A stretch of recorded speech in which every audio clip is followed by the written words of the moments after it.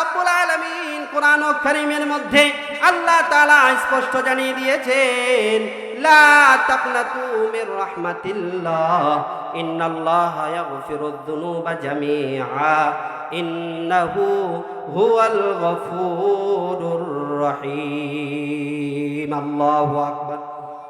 ও আমার বাবাজি, খুব নজর করে শুনবেন, আল্লাহ পাক রব্বুল আলামিন কোরআন ও কারীমের ভিতরে জানিয়ে দিয়েছেন, ও আমার গোলাম, তোমার জিন্দেগির ভিতরে তোমার গুনাহ যদি এরকম পরিমাণ হয়ে থাকে, যদি আকাশ থেকে জমিন পর্যন্ত, জমিন থেকে আকাশ পর্যন্ত, দুনিয়ার এক প্রান্ত থেকে অন্য প্রান্ত পর্যন্ত পুরা তামাম দুনিয়াটা যদি গুনার দ্বারাই তোমার পরিপূর্ণ হয়ে যায়, তুমি যদি আল্লাহকে ডাক দিয়ে বলো, আল্লাহ আমি তোমার গোলাম গো আল্লাহ,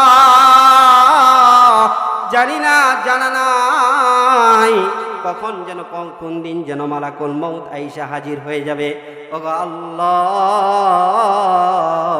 আমার ধাড়িগুলা পাইকা গেছে গো আল্লাহ, আগের মতো কাজ কামও করতে পারি না, আগের মতো নামাজও পড়তে পারি না, ওগো আল্লাহ, ওগো আল্লাহ তুমি আমাকে মাফ করে দাও। আল্লাহ পাক রব্বুল আলামিন ডাক দিয়ে বলে, গোলাম এভাবেই যদি তুমি আমার কাছে তওবা করো যে আল্লাহ তুমি আমাকে মাফ করে দাও, তুমি যদি আমাকে জাহান্নামে দিয়ে দাও, ওগো আল্লাহ জাহান্নামের আগুন মাওলা আমি সহ্য করতে পারবো না গো আল্লাহ, দুনিয়ার সামান্য আগুনের জালসা যদি শরীরের ভিতরে লাগে সহ্য করতে পারি না, দুনিয়াতে বেশি ঠান্ডা হইলে সহ্য করতে পারি না, ওগো আল্লাহ তুমি যদি জাহান্নামে আমাকে দিয়া দাও, ওগো আল্লাহ জাহান্নামের আগুন সহ্য করতে পারবো না, ওগো মায়ার আল্লাহ তুমি আমাকে মাফ করে দাও, আমাকে ক্ষমা করে দাও। আল্লাহ রব্বুল আলামিন স্পষ্ট ভাষায় জানিয়ে দেন, ও আমার গোলাম 50-60 বছর জিন্দেগিতে গুনাহ করেছ, এই বৃদ্ধ বয়সে মৃত্যুর পূর্বে যদি আমি আল্লাহ তাআলাকে একবার আল্লাহ আল্লাহ বলে ডাক ধরে গোলাম, আমি আল্লাহ তাআলা তোমার জিন্দেগির গুনাহ খাতাগুলো মাফ করে দিব। সুবহানাল্লাহ। 50-60 বছর জিন্দেগির গুনাহ হয়ে গেছে, আল্লাহ বলে, লা হে বান্দা না তাকনা তুমি রহমাতিল্লাহ, আমার রহমত থেকে নিরাশ হইও না, ইন্নাল্লাহা ইয়াগফিরুদ যুনুবা জামিআ, তুমি তোমার জিন্দেগিতে যত গুনাহ করছো সব গুনাহকে স্মরণ কইরা আমি আল্লাহর কাছে তওবা করো, ইন্নাল্লাহা ইয়াগফিরুদ যুনুবা জামিআ ইন্নাহু হুয়াল গফুরুর রহিম। সুবহানাল্লাহ। ও আমার বাবাজি, খুব নজর করে শুনবেন, আপনি কত বড় অন্যায় করেছেন, কত বড় গুনাহ করেছেন, আপনার থেকে আরো বড় বড় পাপী বড় বড় গুনাহগারকে আল্লাহ মাফ করছেন, আপনার থেকে বড় বড় আপনি কি এর গুনাহ করছেন? বনে ইসরাইলের ঘটনা, নবীর যুগের ঘটনা যদি শুনেন তাহলে আপনি আবার বেড়াগিরি করবেন, আহা হেরা যে গুনাহ করছে রে, আমার গুনাহ তো এই তুলনা কিছুই না, বুঝছেন নি? মারাত্মক মারাত্মক গুনাহ করছে। কেমন গুনাহ করছে জানেন? ও আমার বাবাজি, খুব নজর করে শুনবেন, আপনার আমার পেয়ারা হাবিব মুহাম্মদুর রাসূলুল্লাহ সাল্লাল্লাহু আলাইহি ওয়াসাল্লাম যখন দুনিয়াতে আসেন, ওনার জামানায় এক কাপন চোর ছিল, যে কাপন চুরি করত। আল্লাহ তাআলার বান্দা বড় অন্যায় করেছে, গুনাহ করেছে, পথের মধ্যে বসে বসে কান্না করে হযরতে ওমর রাদিয়াল্লাহু তাআলা আনহু নজর করে তাকিয়ে দেখে রাস্তার পাশে বৈশা বৈশা কে যেন কান্না করতেছে, মানুষেরা ঘেরাও দিয়া ধরে রাখছে, কে কান্না করে কে কান্না করে। হযরতে ওমর কেমন বেড়া, গরম বেড়া, কেমন বেড়া, গরম বেড়া, যে বেড়া সদ্যা ফানি বাড়িব তো দূরের কথা, যার চৌকের তাকানিতে অন্য সাহাবায়ে কেরামের পেটের অবস্থা খারাপ হয়ে যাইত, ডরে থরথর করে কাঁপত। ও আমার বাবাজি, খুব নজর করে শুনবেন, হযরতে ওমর রাদিয়াল্লাহু তাআলা আনহু নবীজির মজমাতে যাবেন, নবীজির মজমাতে হযরতে ওমর রাদিয়াল্লাহু তাআলা আনহু যখন যাইতেছেন, রাস্তার মধ্যে দেখে একটা মানুষ হাউ মাউ করে কান্না করতেছে, কিছু মানুষ তাকে ঘেরাও করে ধরে রাখছে। হযরতে ওমর রাদিয়াল্লাহু তাআলা আনহু নজর করে তাকিয়ে দেখেন এই মানুষগুলার মধ্যে কে যেন কান্না করে। হযরতে ওমর রাদিয়াল্লাহু তাআলা আনহু মানুষগুলাকে সরাইয়া নজর করে তাকিয়ে দেখে একটা যুবক, আল্লাহ তাআলার একটা যুবক বান্দা, একটা নওজোয়ান যুবক মাটির ভিতরে গোট দেয় আর কান্না করে আর বলে আল্লাহ,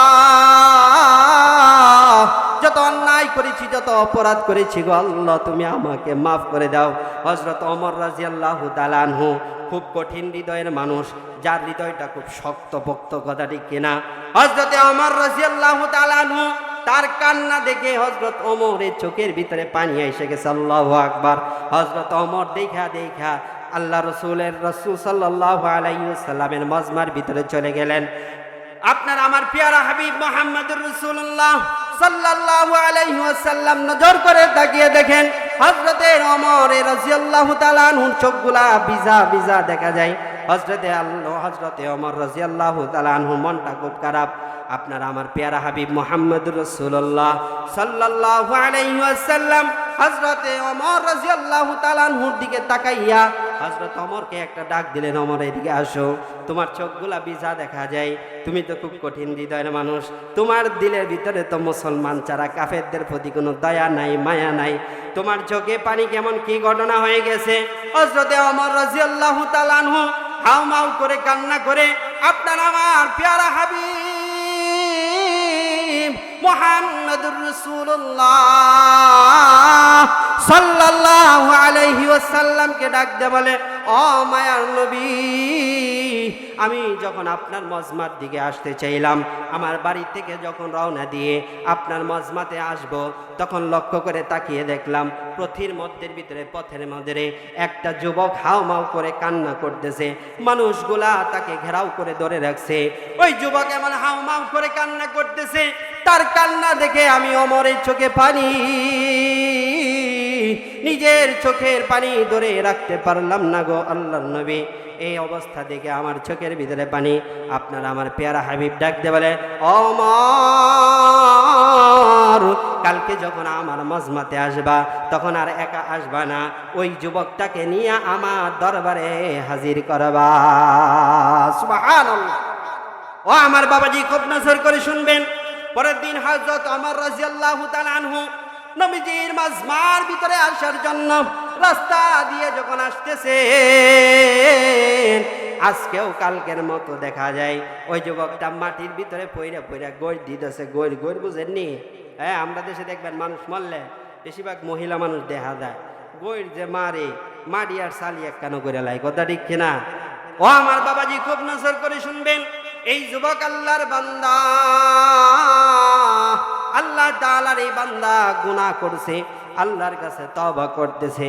আল্লাহর নবী বললেন, ঠিক আছে, ওই যুবকটাকে আমার কাছে হাজির করবা। হযরত ওমর রাদিয়াল্লাহু তাআলা আনহু ওই যুবককে ডাক দিয়ে বলে, ও আল্লাহর গোলাম, তোমার কান্না দেখে আমার দয়া লাগছে গো, আমার মায়া লাগছে। আমি রাসূলের দরবারে যখন হাজির হইলাম, আমার কান্না দেখে আমার নবীরও মায়া লাগছে, দয়া লাগছে। আমার পেয়ারা হাবিব বলছেন তোমাকে নিয়ে যাওয়ার জন্য। ও আমার বাবাজি, খুব নজর করে শুনবেন।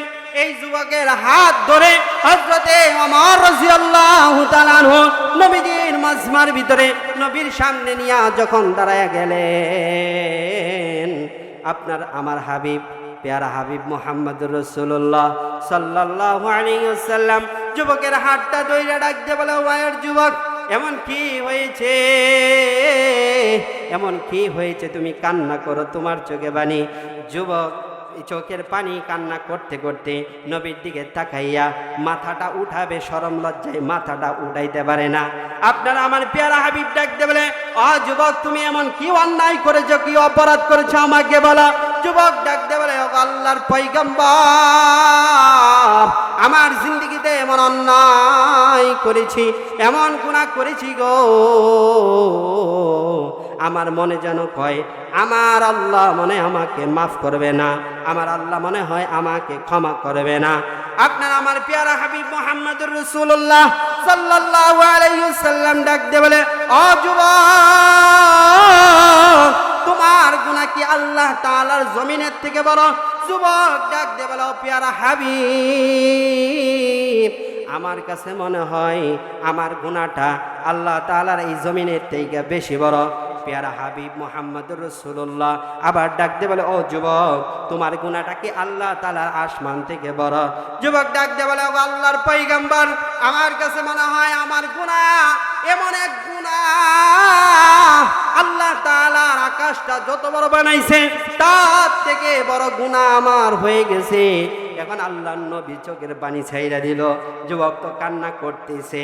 ও আমার বাবাজি, খুব নজর করে শুনবেন। পেয়ারা হাবিব কানাকানি ডাক দিয়ে বলে, এমন কি গুনাহ করেছো রে যুবক, আমাকে বলো। যুবকে চোখের পানি ছাইরা দিয়া বলে, ওগো আল্লাহর পয়গম্বর, আমার পরিচয় হলো আমি একজন চোর। আমি কি? আমি একজন চোর। যুবক ডাক দিয়ে বলে, ওগো আল্লাহর পয়গম্বর, আমার কাজ হলো এই মদিনাতে যদি কোনো মানুষ মৃত্যুবরণ করে, মৃত্যুর পর রাত্রেবেলা গভীর রজনীতে যাইয়া আমি মানুষের কাপন চুরি করি, কাপনগুলা চুরি কইরা বাজারে নিয়ে বিক্রি করি। আমার কাজ হলো কাপন চুরি করা। ঠিক প্রতিদিন আমি এভাবে কাপন চুরি করে থাকি। গত কয়েকদিন আগে আমার এমন অবস্থা হয়েছে, আমি মদিনার ভিতরে খবর পাইলাম মদিনাতে একজন মহিলা মারা গেছে। আমি রাত্রেবেলা কাপন চুরি করার জন্য গোরস্থানের ভিতরে ঢুকলাম। গোরস্থানের ভিতরে ঢুইকা যখন কাপড়গুলা মাটিগুলা সরাইয়া কাপনটাকে যখন টান দিব, আমি নজর করে তাকিয়ে দেখলাম এটা কোনো পুরুষের লাশ না, এটা একটা মহিলার লাশ। শুধু মহিলা না, এটা মদিনা নগরীতে সব থেকে সুন্দরী এক মহিলার লাশ। এই মহিলার লাশ যখন আমি উলঙ্গ অবস্থায় দেখলাম, দেখার পর আমি নিজেকে কন্ট্রোল করতে পারি নাই। আমি মৃত লাশ, এই লাশের সঙ্গে আমি জিনায় লিপ্ত হয়ে গেলাম। জিনা কইরা যখন আমি কবর থেকে উইটা পড়লাম, তখন আমার বিবেকে নাড়া দিয়েছে, হায় হায়, আমি কি কাজ করলাম, কি গুনাহ করলাম, কি অন্যায় করলাম। আমি যখন 2-4-5 কাক সামনে আগাইয়া গেলাম, পিছন থেকে ওই সুন্দরী রমণী মহিলা ডাক দিয়ে বলে, ও আমার ভাই, তুমি আমারে কেন নাফাক করলা? আমার আত্মীয় স্বজন আমাকে মহাব্বত করে ভালোবেসে সুন্দর করে গোসল করাইয়া আমাকে পাক পবিত্র বানাইয়া কবরের ভিতরে পবিত্র বানাইয়া রাইখা গেল, তুমি আমাকে নাফাক বানাইলা। কালকে আমাদের ময়দানে আল্লাহর কাঠ গড়াই, কিন্তু তুমি আল্লাহর বিচার থেকে বাঁচতে পারবা না। যুবক হাউ মাউ করে কান্না করে জমিনের ভিতরে চিল্লান দেয়া পড়ে গেছে। পরের দিন থেকে যুবক আর খানা খায় না। যুবকের ভিতরে আর ভালো লাগে না, যেখানে যায় হাউ মাউ করে কান্না করে। ও আল্লাহর পয়গম্বর, এমন অন্যায় এমন জঘন্য কাজ আমি করলাম গো আল্লাহর পয়গম্বর। আমি মনে মনে ভাবতেছি আমাকে আল্লাহ মাফ করে না। এই কথা যখন, এই আশ্চর্য ঘটনা, এমন একটা মারাত্মক ঘটনা যখন যুবক শুনাইলেন, নবী এখন কিছু বলে না, চুপ করে নবীর চোখ দিয়ে পানি বের হইতেছে। যুবক মনে মনে ধারণা করলেন, আমার ঘটনা শোনার পর, আমার গুনার কথা শোনার পর নবী আমাকে কোনো আশার বাণী শুনাইলেন না। যুবক এখন হাউমাউ কান্না করে একটা চিল্লান দিয়া দৌড় দিয়া পাহাড়ের ভিতরে চলে গেছে। পাহাড়ের ভিতরে যখন চলে গেলেন, এই মুহূর্তে আল্লাহ তাআলা আয়াত নাজিল করলেন। আল্লাহ তাআলা হযরত জিবরাইল আলাইহিস সালাতু ওয়াস সালামকে পাঠিয়ে দিলেন। জিবরাইল আলাইহিস সালাতু ওয়াস সালাম আল্লাহর নবী মুহাম্মদুর রাসূলুল্লাহ সাল্লাল্লাহু আলাইহি ওয়াসাল্লামের কাছে আসার পর আল্লাহ তাআলার ফেরেশতা ডাক দিয়ে বলে, আল্লাহর পয়গম্বর, আল্লাহ তাআলাই যে আরশ বানাইছেন, এই আরশের থেকে আল্লাহর রহমত বেশি বড় না আরশ বেশি বড়? আল্লাহ রাব্বুল আলামিনের পয়গম্বর ডাক দিয়ে বলে, অবশ্যই আল্লাহ তাআলার আরশের থেকে আল্লাহর দয়া মায়া সব থেকে বেশি। হযরত জিবরাইল আলাইহিস সালাতু ওয়াস সালাম ডাক দিয়ে বলে, ও আল্লাহর পয়গম্বর, আল্লাহ তাআলার এই জমিনের মহত্ব বেশি না আল্লাহর রহমতের মহত্ব বেশি? আল্লাহ রাব্বুল আলামিনের পয়গম্বর ডাক দিয়ে বলে, আল্লাহর দয়া মায়া বেশি। এই কথা জিজ্ঞাসা করার পর হযরত জিবরাইল আলাইহিস সালাতু ওয়াস সালাম ডাক দিয়ে বলে, ও আল্লাহর হাবিব, তাহলে আল্লাহর বান্দা গুনাহের জন্য লজ্জিত হইয়া আপনার কাছে বিস্তারিত ঘটনা বর্ণনা করলেন, আপনি মাফ কেন করলেন না, তাকে কেন আশার বাণী শুনাইলেন না? ও আমার বাবাজি, খুব নজর করে শুনবেন। এই আয়াতের মর্ম তর্জমা যখন নাজিল হয়ে গেল, আয়াত যখন আল্লাহ তাআলার পয়গম্বরের কাছে পাঠিয়ে দিলেন, আপনার আমার পেয়ারা হাবিব মুহাম্মাদুর রাসূলুল্লাহ সাল্লাল্লাহু আলাইহি ওয়াসাল্লাম হযরত ওমরকে ডাক দিয়ে বলে, ওমর রে, আমার ওই গুনাহগার উম্মতটা কোথায় আছে, তাকে নিয়ে আসো, তাকে নিয়ে আসো, যাও তাড়াতাড়ি, সেই কোথায় আছে তাকে ধরে নিয়ে আসো। ও আমার বাবাজি, খুব নজর করে শুনবেন। হযরতে ওমর রাদিয়াল্লাহু তাআলা আনহু কিছু সাহাবায়ে কেরামকে নিয়ে তাকে খোঁজ করতে বের হয়ে গেলেন। রাস্তার পাশে যাকে পায় তাকে ডাক দিয়ে বলে, ও দুনিয়ার মানুষেরা, ও আল্লাহর গোলামেরা, তোমরা কি এমন কোনো মানুষ দেখেছ যে মানুষ জমিনের ভিতরে শুধু গড় দেয়, কান্না করে? এমন কোনো মানুষের পরিচয়, এমন মানুষের সন্ধান কি তোমরা জানো? মানুষেরা বলে, না না না, এমন কোনো মানুষের সন্ধান আমাদের কাছে কিছু নাই। এভাবে ঘুরতে ঘুরতে সন্ধ্যা গনিয়ে আসতেছে, এমন সময় একজন কৃষি চাষি ভাই একে ডাক দিয়ে বলে, ও গৃহস্থ ভাই, আপনি কি এমন কোনো ব্যক্তি দেখেছেন যে শুধু কান্না করে, সে শুধু কান্না করে? এই চাষি ভাই ডাক দিয়ে বলে, হ্যাঁ, আমাদের ওই যে বাড়ির সামনে একটা পাহাড় দেখা যায়, ওই পাহাড়ে যখন একটা মানুষ গভীর রাত হয়ে যায়, গভীর রাত হওয়ার পর কে যেন হাউ মাউ করে কান্না করে। হযরত ওমর বুঝে গেলেন, তাহলে তো ওই আল্লাহর গোলামি ওইখানে আছে। ও আমার বাবাজি, খুব নজর করে তাকিয়ে শুনবেন। হযরতে ওমর রাদিয়াল্লাহু তাআলা আনহু পাহাড়ের চূড়ার ভিতরে উঠে লক্ষ্য করে তাকিয়ে দেখেন, আল্লাহর বান্দা মাটির ভিতরে কপালটা ঠাকাইয়া, মাথাটা ঠেকাইয়া আল্লাহকে বলতেছে, ওগো মায়ার আল্লাহ, ওগো আল্লাহ, গুনাহ করতে করতে জিন্দেগি বরবাদ করেছি গো আল্লাহ, ওগো আল্লাহ, অন্যায় করতে করতে গো আল্লাহ আপনার হাবিবের কাছে গেলাম, ওগো আল্লাহ, আপনি কি আমাকে মাফ করবেন না গো আল্লাহ? তুমি যদি মাফ না করো গো আল্লাহ, জাহান্নামের আগুন সহ্য করতে পারবো না। ওগো আল্লাহ, তুমি যদি মাফ না করো, দুনিয়াতে আমার তো আর কোনো প্রভু নাই, কোনো রব নাই। ওগো আল্লাহ, আপনি যদি মাফ না করেন, কার কাছে যাব? আমার রব, আমার প্রভু তো আরেকজন নাই। ওগো আল্লাহ, আপনি আমাকে মাফ করে দেন। এইভাবে যখন কান্না করতেছেন, হযরত ওমর ডাক দিয়ে বলে, মাথা উঠারে আল্লাহর গোলাম, আমার আল্লাহ তোর জিন্দেগীর তামাম গুনাহ খাতাগুলো মাফ করে দিয়েছেন। সুবহানাল্লাহ, জোরে সুরে আওয়াজ দিয়ে বলেন সুবহানাল্লাহ। ও আমার বাবাজি, আল্লাহ কি আপনাকে আমাকে মাফ করবেন না? হ্যাঁ, মাফ করবেন। আর মাফ তো চাইতে হবে, কথা ঠিক কিনা? আরে মাফ তো চাইতে হবে আল্লাহর কাছে। আমনে তো একজনের কাছে টিহা লইতে যাই, বেটার হাও ধরুন, ভাই কিছু টিহা হাওলাত দে, নাইলে আমার অবস্থা খারাপ, আমার ফুলা হয়নি, না খাইয়া আছে, কি যে দূর অবস্থা হইব, ভাই কিছু টিহা দে। ধরেন না? হ্যাঁ, ধরেন না নাকি?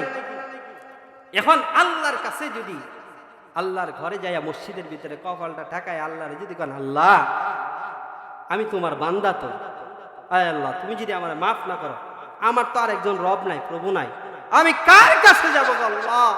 ওগো আল্লাহ, তুমি আমাকে মাফ করে দাও। ওগো আল্লাহ, তুমি যদি মাফ না করো, আয় আল্লাহ আমি কার কাছে যাব? আল্লাহ আমি গুনাহ করেছি, গুনাহ তো তোমার রহমতের থেকে বড় না। ওগো আল্লাহ, আমি তোমার গোলাম, অন্যায় করেছি, অপরাধ করছি। মা বাবা যদি দুনিয়ার মাফ করতে পারে, তুমি তো আমার রব, তুমি তো আমার পাল্লেওয়ালা, খানা খাওয়ানেওয়ালা। আয় আল্লাহ, তুমি তো আমাকে চনানেওয়ালা। আয় আল্লাহ, তুমি আমাকে মাফ করে দাও। আল্লাহ এর জন্যই বলছে, লা তাকনাতু মির রাহমাতিল্লাহ, ও গোলাম তুমি রহমত থেকে নিরাশ হইও না। তুমি যত বড় গুনাহই করো, গুনাহ করতে করতে যদি তোমার গুনাহ আসমান ছয়, দুনিয়ার এক প্রান্ত থেকে অন্য প্রান্ত পর্যন্ত যদি চলে যায়, আর আল্লাহরে যদি ডাক দে বলে, আল্লাহ আমি ভুল করছি, আমাকে মাফ করে দাও, আল্লাহ বলে, গোলাম তোমার গুনাহ আমি মাফ করে দিব। তে মাফ চাইবেন নি? এখন রাসূলের হাদিসটা বলছিলাম না যে দুনিয়ার ভিতরে প্রত্যেকটা মানুষ হলো গুনাহগার, কথা ঠিক কিনা? এনে গুনাহ নাই এমন কেউ আছেন নাকি? আটটা তুলুন সে দেখি। ওই যে পিচ্ছি তুলছে, এর গুনাহ নাই, ঠিক আছে, তোমারটা ঠিক আছে। পিচ্ছি দেখছে না তুলছে, এর তো আসলে গুনাহ হয়েছে না, আছে গুনাহ হয়েছে না। এছাড়া আমরা যারা আছি প্রত্যেকটা মানুষেরই গুনাহ আছে। এখন গুনাহ মাফ করতেই হবে, নাইলে উপায় নাই তো। পিট না খাইতে খাইতে সোজা ঘুরে লাগবে। আমরা দেশে কয় না দরমুজ মারে মুকর মারে, হ্যাঁ নতুন বিট করলে কি মারে দরমুজ মারে না, এমন দিলে দুম বাড়ি দিব। আর বাড়ি যে দিব এমন এক ফেরেস্তা দিব, এটা সোহ নাই কানো নাই, এটা বয়রা কানা। এখন কইতারেন যে হুজুর এটা বয়রা কানা ঘেরে। আরে বাবা, দুনিয়ার সমস্ত সৃষ্টিকুলের উপরে আল্লাহ তাআলা সহ যত সৃষ্টি আছে সমস্ত সৃষ্টির ভিতরে দয়া আছে, মায়া আছে, আছে না নাই? এখন এই ফেরেস্তার ভিতরে দয়া আছে না নাই? আছে। এখন আল্লাহ এই ফেরেস্তারে বানাইছে, এর চোখ দিছে না কেন? এ যদি মাইট দে তাহলে চোখে দেখে আর মায়া লাগতো না? আচ্ছা, এ চোখে দেখে, কান কেন বাইরা করলো? আচ্ছা, চোখে দেখে না, কানে যদি শুনে মায়া লাগবে না? এই কারণে আল্লাহ কানও তবদা করে দিছে, সোহ আন্দ বানায় দিছে। মোহতারাম হাজিরিন, এই মুহূর্তে আমাদের সামনে উপস্থিত হয়েছেন আমাদের নেত্রকোনার সিংহপুরুষ শাইখুল হাদিস মুফতি আব্দুল কাইম সাহেব দামাত বারকাতুহুম হজরত এসেছেন আপনাদের মাঝে দোয়া নিবেন। তো আমার আলোচনা শেষ, হুজুর চলে আসছেন, আমি আর আলোচনা করব না। তো আপনারা সবাই বসবেন, কেউ যাবেন না। বাহিরে যারা দাঁড়ায় রয়েছেন অবশ্যই সামনে আইসা বসেন। যে কথাবার্তা শুনিয়েছি এর উপরে সকলকে আমল করার তৌফিক দান করুক। সকলে বলেন আমিন। বাকি দাওয়ানা আলহামদুলিল্লাহ। আমি